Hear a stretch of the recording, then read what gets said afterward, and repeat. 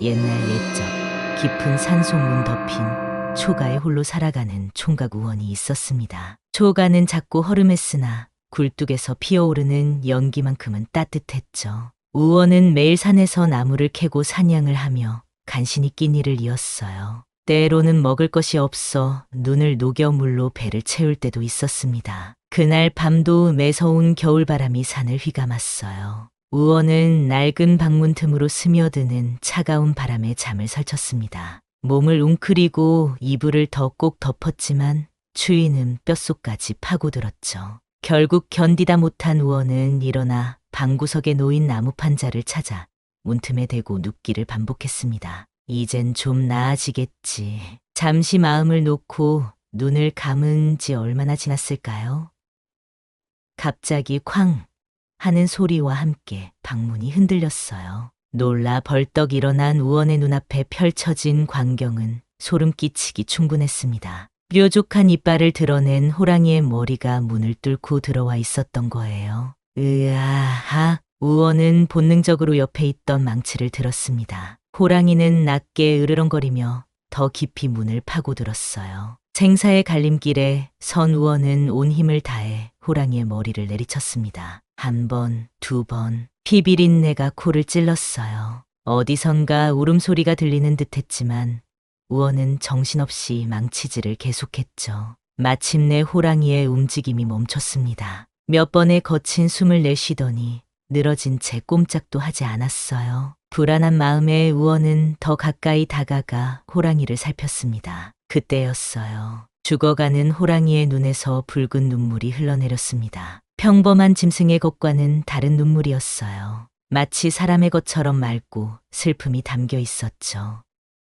이건 분명 보통 호랑이가 아니야. 등골이 오싹해진 우원은 호랑이의 가죽을 벗기고 고기를 눈 속에 묻었습니다. 비록 먹을 것이 귀했지만 왠지 이 고기를 먹어서는 안 될 것 같은 불길한 예감이 들었어요. 그날 이후 우원의 꿈속엔 매일 밤 낯선 여인이 나타났습니다. 하얀 옷을 입은 여인은 늘 눈물을 흘리며 누군가를 부르고 있었죠. 돌아와요, 돌아와요. 여인의 울음소리와 함께 들려오는 절규는 우원의 잠을 방해했어요. 잠에서 깨어나도 귓가에 맴도는 그 소리에 우원은 점점 야위어 갔습니다. 밤이면 찾아오는 악몽에 시달리며 우원은 문득 자신이 어떤 끔찍한 실수를 저질렀다는 생각을 지울 수 없었어요. 내가 죽인 건 정말 짐승이었을까? 이런 의문을 품은 채 우원은 날이 밝기만을 기다렸습니다. 하지만 꿈속 여인의 울음소리는 날이 갈수록 더 선명해졌고 우원의 가슴 속엔 알 수 없는 무게가 자리 잡았어요. 눈보라가 휘몰아치던 날 우원은 더 많은 사냥감을 찾아 깊은 산으로 들어갔습니다. 그곳엔 아직 사람의 발길이 닿지 않은 울창한 숲이 펼쳐져 있었죠. 하지만 갑자기 하늘이 어두워지고 바람이 거세게 불더니 순식간에 모든 것이 하얀 장막에 가려졌어요. 이런 길을 잃었군. 우원은 방향을 가늠할 수 없었습니다. 발걸음을 옮길 때마다 무릎까지 빠지는 눈밭을 헤치며 한참을 걸었어요. 주위에 몸이 얼어붙는 느낌이었죠. 이대로 가다간 죽겠다는 생각이 들 무렵 희미한 불빛 하나가 눈에 들어왔습니다. 저기에 누군가 살고 있나 봐. 희망을 품고 불빛을 향해 걸어간 우원의 눈앞에 작은 연못과 그 곁에 자리 잡은 초가가 나타났어요. 얼어붙은 연못 위로 떨어지는 눈송이들이 하얀 꽃처럼 피어났고 초가에서는 따스한 빛이 새어나왔습니다. 용기를 내어 문을 두드리자 잠시 후 문이 열렸어요. 누구신지요? 문 앞에 선 여인은 눈처럼 하얀 살결에 까만 눈동자를 지니고 있었습니다. 마치 달빛을 머금은 듯 차가운 아름다움이 느껴졌죠. 우원은 한동안 말을 잇지 못했어요. 길을 잃었습니다. 하룻밤만 묵어가게 해주시겠소? 여인은 잠시 우원을 바라보더니 조용히 문을 활짝 열었습니다. 들어오세요. 바람이 심하니 얼른 들어오시지요. 그렇게 우원은 여인의 집에 발을 들였어요. 여인의 이름은 요아였습니다. 산에서 홀로 살아가는 과부라고 했죠. 요아는 정갈한 손길로 따뜻한 죽을 끓여 우원에게 내어주었어요. 정성스러운 대접 고맙습니다. 우원이 말했습니다. 요아는 미소만 지을 뿐 많은 말을 하지 않았어요. 하지만 그 침묵 속에서도 뭔가 깊은 슬픔이 느껴졌습니다. 집 안을 둘러보니 방 한쪽 벽에는 호랑이가 그려진 벽화가 있었어요. 호랑이의 눈동자는 마치 살아있는 듯 방 안을 지켜보는 것 같았습니다. 그리고 연못가에는 향이 피어져 있었죠. 마치 누군가를 기다리는 듯한 분위기였어요. 이 그림, 아름답네요. 우원이 벽화를 가리켰습니다. 요아의 눈빛이 순간 흔들렸어요. 오래전부터 이곳을 지켜온 존재입니다. 제가 아끼는 요아의 목소리가 살짝 떨렸습니다. 그녀는 말을 멈추고 창밖을 바라봤어요. 얼어붙은 연못 위로 눈이 소리 없이 내리고 있었죠. 그날 밤, 우원은 요아의 방 옆 작은 골방에서 잠을 청했습니다. 하지만 잠들기 전 창문 너머로 요아가 연못가에 나가 무언가를 속삭이는 모습이 보였어요. 요아는 연못을 향해 절을 올리고 향을 피우며 누군가를 부르는 듯했습니다. 그 모습에 우원은 알 수 없는 이끌림을 느꼈어요. 왠지 슬픈 사연이 있는 것 같아. 다음 날 아침 눈보라는 그쳤지만 산길은 여전히 위험했습니다. 요아는 우원에게 며칠 더 머물다 가라고 권했어요. 그렇게 우원은 요아의 집에 머물게 되었고 날이 갈수록 이 신비로운 여인에게 마음이 끌려갔습니다. 며칠이 지나는 동안 우원은 요아의 일상을 돕기 시작했어요. 땔감을 모으고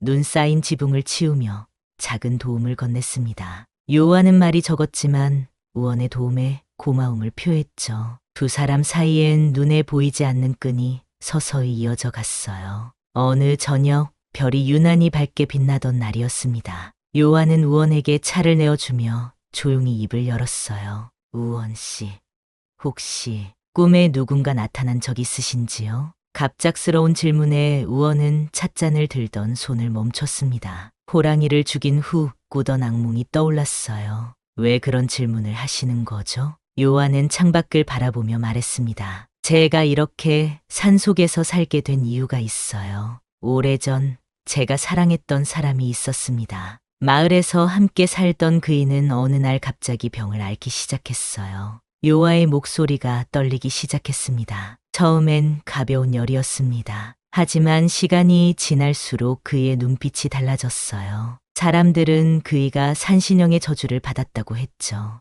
결국 그이는 마을을 떠나 산으로 들어갔습니다. 사람들 곁에 있으면 위험하다며 눈물이 요아의 뺨을 타고 흘러내렸어요. 그 후로 소식이 끊겼습니다. 하지만 저는 포기하지 않고 그이를 찾아 이 산으로 들어왔어요. 그러나 찾은 것은 사람이 아닌 짐승의 모습이었습니다. 우원의 심장이 빠르게 뛰기 시작했어요. 짐승이라니요? 네, 호랑이였어요. 하지만 그 눈동자만은 제가 사랑하던 그의 것이었습니다. 저주에 걸려 호랑이가 된 거예요. 인간의 말과 기억을 점점 잃어가면서도 저만은 알아봤죠. 우원은 온몸이 굳어지는 느낌이었습니다. 요아의 이야기가 계속되었어요. 몇 년간 이렇게 지내왔어요. 그이는 가끔 이 집 근처에 나타나 저를 지켜봐 주었습니다. 그러다 어느 날 갑자기 그이의 모습을 볼 수 없게 되었어요. 나중에 들은 소식은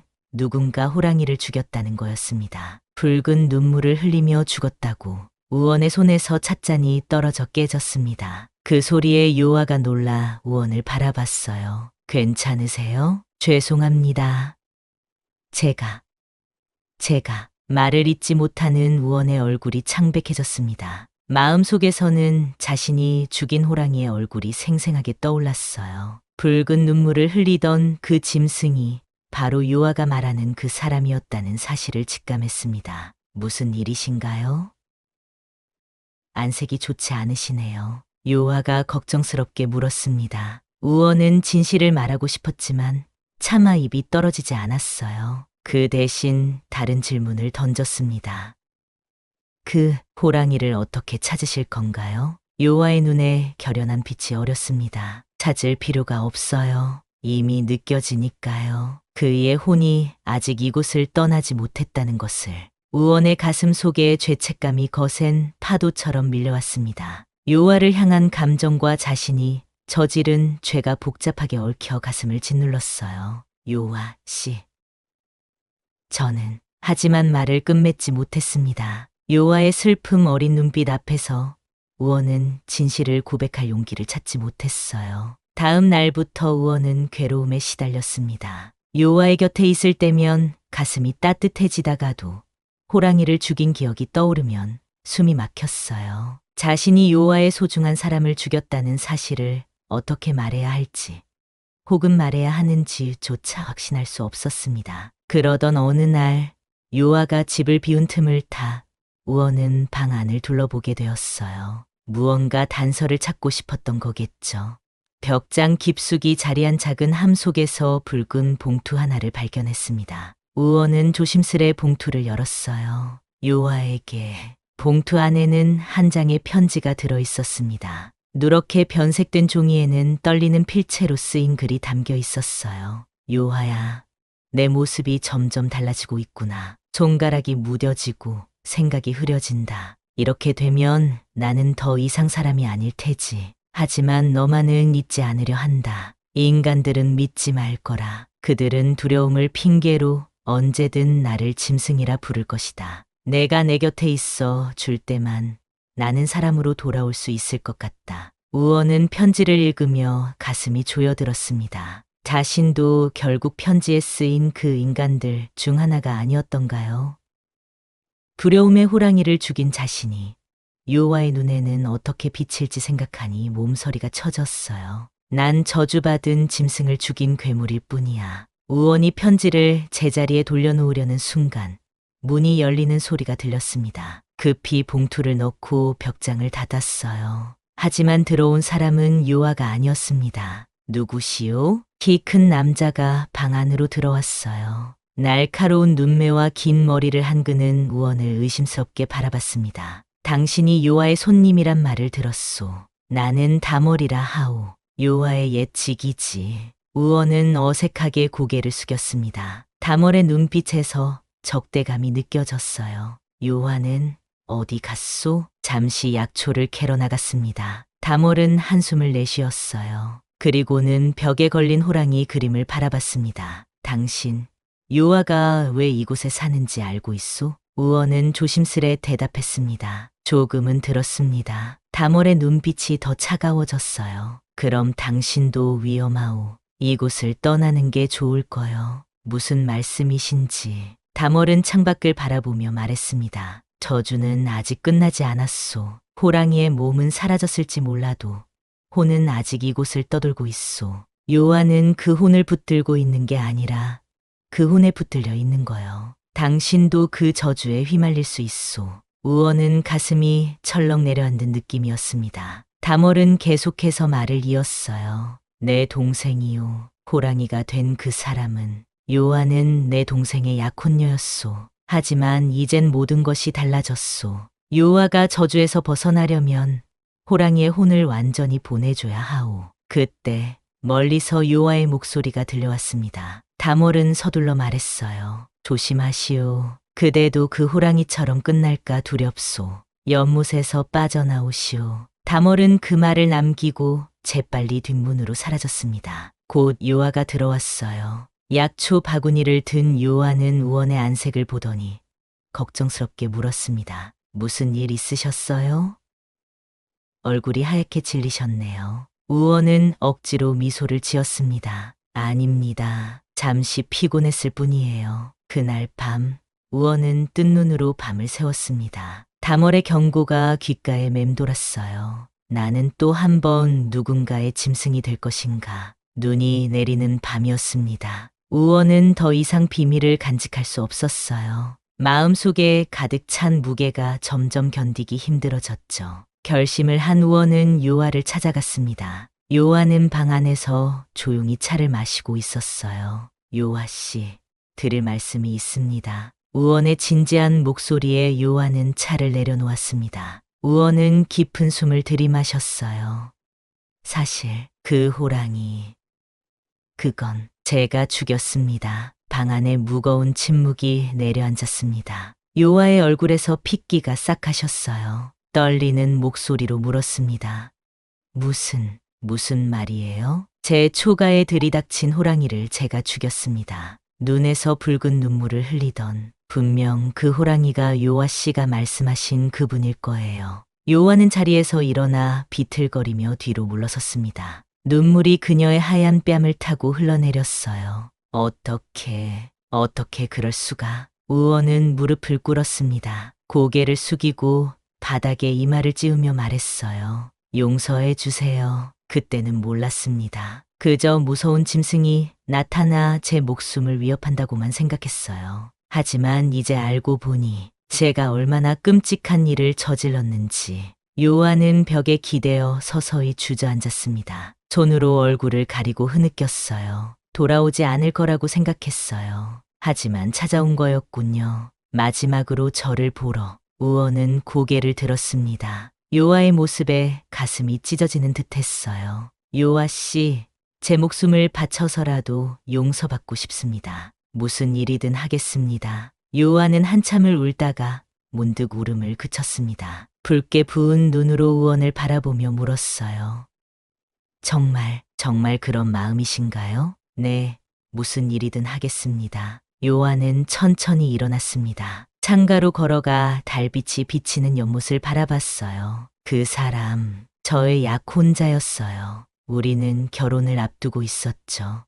하지만 저주가 찾아왔고 모든 것이 산산이 부서졌어요. 요아의 목소리는 이제 차분했습니다. 그녀는 계속 말을 이었어요. 그대가 죽인 것이 나의 연인이었다면 이 마음은 어찌하겠소? 이 말에 우원은 온몸이 굳었습니다. 하지만 곧 마음을 다잡고 대답했어요. 그럼에도 나는 그대를 포기하지 않겠소. 그 죄를 안고 살아도 그대 곁에 있고 싶소. 요아의 눈이 커졌습니다. 놀란 듯이 우원을 바라봤어요.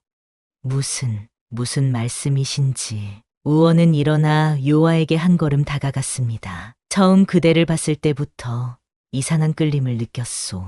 마치 오래전부터 알고 있었던 것 같은. 저는 요아 씨를 사랑하게 되었습니다. 비록 제가 그대의 소중한 사람을 죽였다 해도 그 마음은 변함이 없소. 밤하늘의 별빛 같은 요아의 눈에 다시 눈물이 고였습니다. 그녀는 떨리는 목소리로 말했어요. 어찌 그런 말을 하실 수 있소. 진심입니다. 이 마음은 거짓이 아니오. 방 안에 무거운 고요가 흘렀습니다. 창밖으로 눈송이가 더 굵게 내리기 시작했어요. 한참 후 요아가 천천히 입을 열었습니다.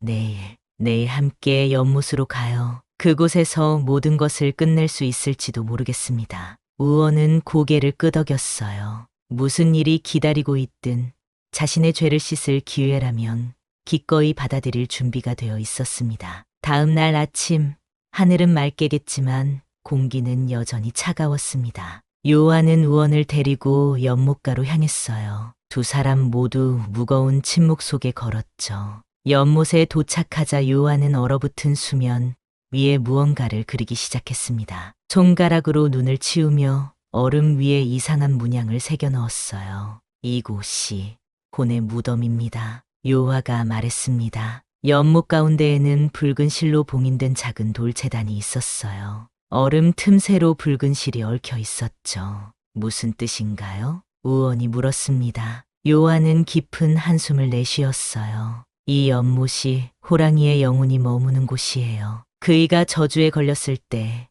이 연못물을 마셨거든요. 그 후로 이곳은 그의 혼이 떠돌게 되었죠. 요한은 붉은 실의 매듭을 풀기 시작했습니다. 손끝이 차가운 바람에 떨렸어요. 그대를 살리기 위해선 이 무덤의 저주를 깨야 합니다. 저주를 푸는 건 죄를 진 자의 피예요. 우원의 심장이 빠르게 뛰었습니다. 요아의 말뜻을 이해했어요. 자신의 피로 저주를 풀어야 한다는 것을. 하지만 망설임 없이 고개를 끄덕였습니다. 어떻게 하면 되나요? 요한은 우원을 바라봤습니다. 그녀의 눈에는 복잡한 감정이 교차했어요. 이 연못에 그대의 마음을 바치는 겁니다. 우원은 천천히 연못 가운데로 걸어갔습니다. 발 아래 얼음이 살짝 갈라지는 소리가 들렸어요. 하지만 두려움은 없었습니다. 요아에게 다가가 그녀의 손을 잡았어요. 제 마음은 이미 당신의 것입니다. 그리고는 망설임 없이 얼음판을 내려쳤습니다. 쩍!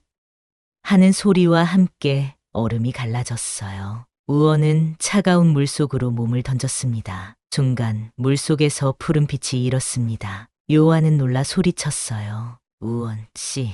하지만 이미 늦었습니다. 우원은 깊은 물속으로 빨려 들어갔어요. 얼어붙을 듯한 차가움이 온몸을 감쌌습니다. 숨이 막히고 의식이 흐려졌어요. 그때였습니다. 물속에서 거대한 그림자가 다가오는 것이 보였습니다. 호랑이, 아니 사람과 호랑이의 경계에 있는 존재가 우원을 향해 손을 뻗었어요. 그대가 나를 죽인 자인가? 물속에서도 또렷이 들리는 목소리였습니다. 우원은 숨이 막혀 말을 할 수 없었지만 마음으로 대답했어요. 그렇소. 그리고 그 죄를 갚으러 왔소. 호랑이의 눈에서 다시 한번 붉은 눈물이 흘러내렸습니다. 그 눈물이 연못물과 섞이자 온 연못이 붉게 물들었어요. 원하는 없소. 나는 이미 짐승이었으니. 하지만 요한은 보호해 주시오. 우원의 의식이 점점 희미해졌습니다. 마지막 순간 호랑이의 형체가 빛으로 변하며 흩어지는 것이 보였어요. 그대가 나의 죽음을 인정해 주었으니 이제는 나도 떠날 수 있소이다. 그 말을 마지막으로 호랑이의 영혼은 물결과 함께 사라졌습니다. 우원의 의식도 함께 깊은 어둠 속으로 빠져들었어요. 물 위에서는 요아가 절망적인 표정으로 연못을 내려다보고 있었습니다. 갑자기 연못 전체가 붉게 빛나더니 얼음이 모두 녹아내렸어요. 그리고 수면 위로 우원의 몸이 떠올랐습니다. 우원 씨. 요한은 재빨리 우원을 끌어냈습니다. 그의 몸은 차갑고 굳어 있었어요. 숨소리도 들리지 않았죠. 안 돼. 이렇게 두 사람을 모두 잃을 순 없어. 요한은 우원의 가슴을 누르며 소리쳤습니다. 눈물이 그녀의 뺨을 타고 우원의 얼굴에 떨어졌어요. 아침 햇살이 연못가를 비추는 순간 우원의 눈꺼풀이 살짝 움직였습니다. 그의 입에서 희미한 숨결이 새어나왔어요. 밤새 우원 곁을 지키던 요한은 그 모습에 눈물을 쏟았습니다. 살아계시는 거예요? 정말 살아계신 거예요? 우원은 천천히 눈을 떴습니다. 흐릿한 시야로 요아의 얼굴이 보였어요. 햇살에 반짝이는 그녀의 눈물이 마치 보석처럼 빛났습니다. 요하 씨. 우원은 겨우 목소리를 짜냈습니다. 온몸이 천근만근처럼 무거웠지만 마음만은 이상하게 가벼웠어요. 마치 오랫동안 짊어졌던 무거운 짐을 내려놓은 것 같았습니다. 정말 다행이에요. 살아계셔서. 요한은 우원을 꼭 껴안았습니다. 그녀의 따스한 온기가 우원의 차가운 몸을 감쌌어요. 무슨 일이 있었던 거죠? 연못에서 우원이 물었습니다. 요한은 잠시 생각에 잠기더니 천천히 말했어요. 호랑이의 영혼이 사라졌어요. 연못이 붉게 변하더니 갑자기 모든 얼음이 녹았습니다. 그리고 그대가 수면 위로 떠올랐어요. 우원은 물속에서 만난 호랑이를 떠올렸습니다. 그 마지막 말이 귓가에 맴돌았어요. 저주가 풀린 건가요? 요한은 고개를 끄덕였습니다. 네, 이제 모든 게 끝났어요. 그이도 이제 평안히 쉴 수 있을 거예요. 잠시 침묵이 흘렀습니다. 요한은 우원의 손을 조심스레 잡았어요. 우원 씨, 그대는 짐승이 아니에요. 진실을 안고 나를 사랑해준 사람이었어요. 우원의 눈에 눈물이 고였습니다. 요아의 말은 그에게 깊은 위로가 되었어요. 하지만 저는 그대의 소중한 사람을 죽였소. 그 죄를 어떻게 용서받을 수 있을까요? 요한은 조용히 미소 지었습니다. 이미 용서받았어요. 그이가 우리를 축복해 주었습니다. 그때 멀리서 다멀의 모습이 보였습니다. 그는 연못 건너편 언덕에서 두 사람을 지켜보고 있었어요. 다멀은 고개를 끄덕이더니 조용히 뒤돌아 사라졌습니다. 마지막 순간 그의 입술에서 작은 미소가 스쳤어요. 이제 그녀는 산 사람을 선택했다. 우원은 천천히 일어났습니다. 다리에 힘이 없어 비틀거렸지만 요아가 그를 부축해 주었어요. 함께 초가로 돌아가는 길, 두 사람의 발자국은 나란히 눈 위에 남았습니다. 그날 이후 우원은 요아의 집에 머물게 되었습니다. 겨울이 지나고 봄이 오자 연못 주변에는 작은 꽃들이 피어났어요. 더 이상 연못에서는 붉은 기운이 감돌지 않았고 밤에도 이상한 소리가 들리지 않았습니다. 요한은 점점 웃음을 되찾아갔습니다. 그녀는 우원에게 자신의 과거를 모두 이야기했어요. 어린 시절부터 약혼자를 만나기까지, 그리고 저주가 찾아온 날부터 지금까지의 모든 일을. 우원은 그 모든 이야기를 가슴에 담았습니다. 앞으로는 슬픈 기억이 아닌 새로운 추억을 만들어 가요. 우원의 말에 요한은 환하게 웃었습니다. 그 웃음은 마치 눈 녹인 봄볕처럼 따스했어요. 몇 해가 흘렀습니다. 우원과 요한은 연못가 초가에서 함께 살아가고 있었어요. 두 사람은 작은 텃밭을 가꾸며 평화로운 날들을 보냈습니다. 연못은 더 이상 슬픔의 장소가 아니었죠. 이제는 맑은 물이 흐르고 봄이면 물안개 위로 하얀 나비들이 날아오르는 아름다운 곳이 되었어요. 우원 씨, 이리 와보세요. 어느 봄날 요아가 연못가에서 우원을 불렀습니다. 우원이 뛰어가 보니 연못 가운데에 작은 섬처럼 떠 있는 꽃들이 보였어요. 저건 연꽃 씨앗이 피어난 거예요. 누가 심었는지는 모르겠지만 우원과 요한은 서로를 바라보았습니다. 말하지 않아도 알 수 있었어요. 그것은 호랑이의 마지막 선물이었을 거라고. 저녁이 되자 두 사람은 연못가에 앉아 달빛을 바라보았습니다. 은빛 물결 위로 연꽃이 은은하게 빛났어요. 요한은 우원의 어깨에 머리를 기대었습니다. 우원 씨, 예전에 그이가 호랑이였을 때도 제가 사랑했다고 말씀드렸죠? 우원은 고개를 끄덕였습니다. 요한은 계속 말을 이었어요. 그대가 짐승일 때도 나는 사랑했어요. 하지만 지금 사람으로 곁에 있어 더 고맙습니다. 우원은 요아의 손을 꼭 잡았습니다. 두 사람의 손가락이 빛나는 달빛 아래 얽혔어요. 요아 씨, 그날 연못에서 저는 호랑이를 만났습니다. 요아의 눈이 커졌습니다. 우원은 계속해서 말했어요. 그가 말했습니다. 그대가 나의 죽음을 인정해 주었으니 이제는 나도 떠날 수 있소이다. 그리고 그는 저에게 당신을 부탁했습니다. 요아의 눈에 맑은 눈물이 고였습니다. 하지만 그것은 슬픔의 눈물이 아니었어요. 오랜 시간 마음속에 맺혀있던 응어리가 풀리는 듯한 해방의 눈물이었습니다. 고마워요. 모두에게. 달빛이 두 사람을 부드럽게 감쌌습니다. 멀리서 바람이 불어와 연못 위의 안개를 흩뜨렸어요. 그 안개 속에서 잠시 호랑이의 형상이 비치는 듯했지만 곧 사라졌습니다. 다음 날 아침 우원과 요한은 연못가를 정리했습니다. 오랫동안 연못 주변에 세워져 있던 제단을 치우고 그 자리에 작은 정원을 만들기로 했어요. 여기에 꽃을 심으면 좋겠어요. 요아가 말했습니다. 우원은 연못 건너편을 가리켰어요. 저기에는 나무를 심을까요?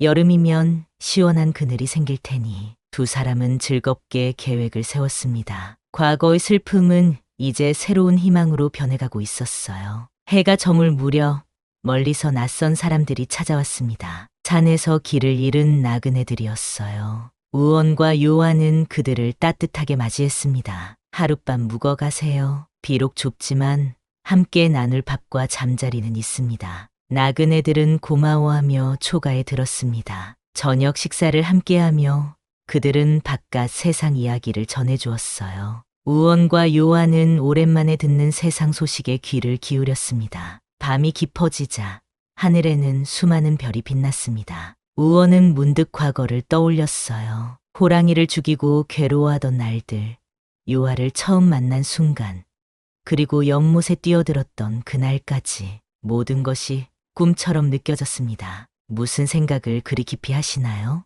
요아가 물었습니다. 우원은 미소 지었어요. 사람의 얼굴을 한 짐승보다 짐승 같은 죄를 안고도 사람을 선택한 자가 더 사람답다. 그런 생각을 했습니다. 요한은 고개를 끄덕였습니다. 두 사람은 말없이 서로를 바라보았어요. 그 눈빛 속에는 이미 모든 말이 담겨 있었습니다. 달빛이 초가를 부드럽게 감싸는 그 밤, 우원과 요아의 사랑은 더 깊어졌습니다. 과거의 아픔을 딛고 새로운 미래를 향해 나아가는 두 사람의 발걸음에는 더 이상 두려움이 없었어요.